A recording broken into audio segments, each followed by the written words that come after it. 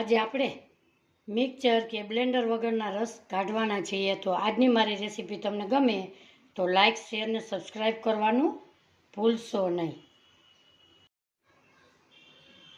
હાલો, જય શ્રી કૃષ્ણ.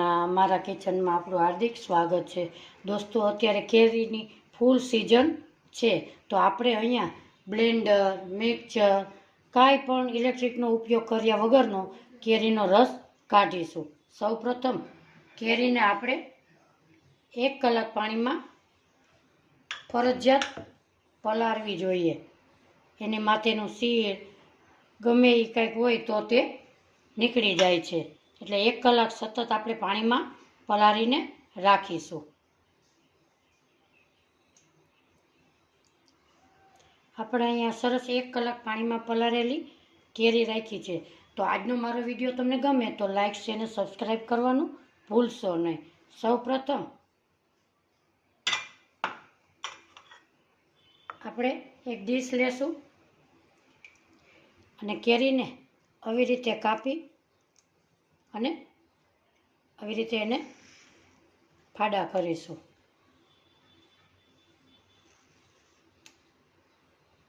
એને આવી રીતે 4 કટકા કરી લેશું.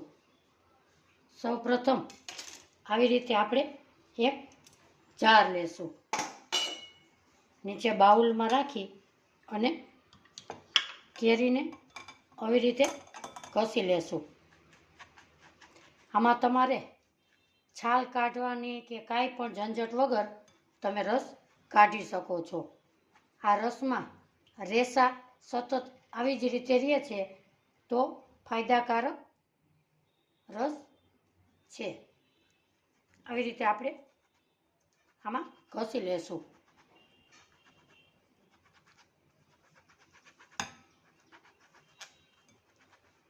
તમે જોઈ શકો છો કે સરસ કેરીનો રસ આમાં નીકળે છે.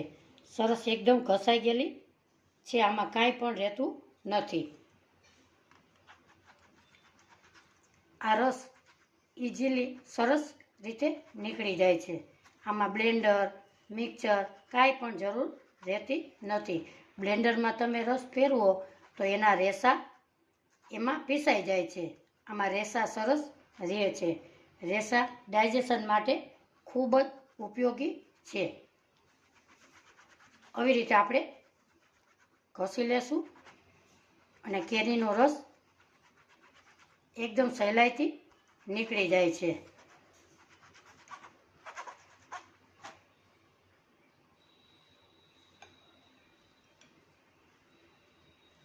તમે જોઈ શકો છો આપણો રસ એકદમ સરસ નીકળે છે. આપણે જોઈ શકીએ છીએ કે જારામાં પણ કાંઈ રહ્યું નથી. હવે આપણે જે ગોટલો હતો એને પણ સહેલાઈથી આપણે ઘસી લઈએ. એ પણ સહેલાઈથી ઘસાઈ જાય છે.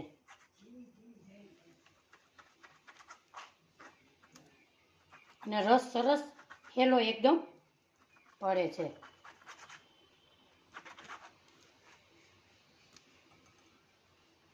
હવે તમે જોઈ શકો છો કે આપણો રસ સરસ થઈ ગયો છે. હવે આપણે બીજી રીત રસ કાઢીશું.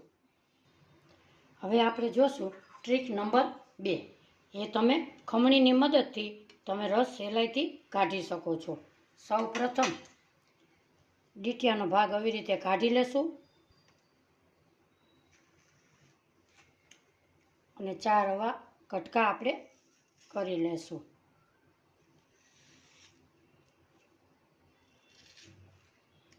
આવી રીતે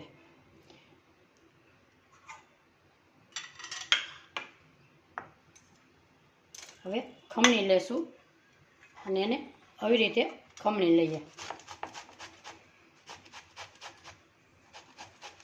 સહેલાઈથી રસ આમાં નીકળી જાય છે અને એકદમ સરસ જોઈ શકો છો તમે આપણો રસ સરસ નીકળે છે.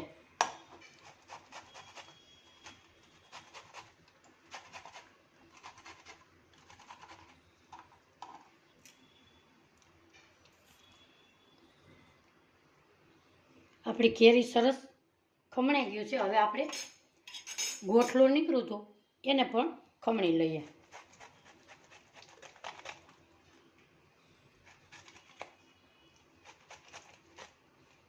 તમે જોઈ શકો છો કે ગોઠલું પણ એકદમ સરસ ઘસાઈ જાય છે.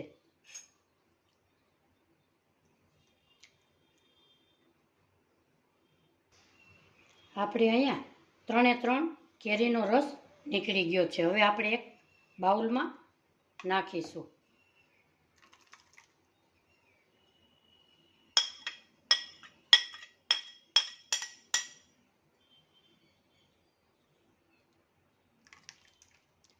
આપણો રસ 3 વ્યક્તિને થાય એટલો આપણે સરસ બન્યો છે. હવે આપણે સર્વ કરી લેશું.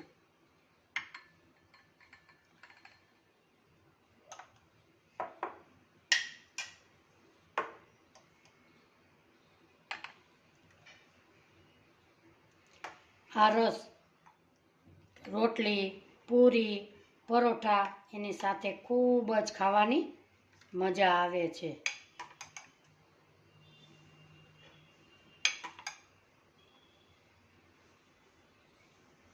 દોસ્તો, આજની મારી રેસીપી તમને ગમી હોય તો લાઈક, શેર અને સબસ્ક્રાઈબ કરવાનું ભૂલશો નહીં. આજની મારી રેસીપી તમને કેવી લાગી કોમેન્ટ બોક્સમાં જરૂરથી જણાવજો. ફરી મળીશું એક નવી રેસીપી સાથે. ત્યાં સુધી બધાને મારા જય શ્રી કૃષ્ણ.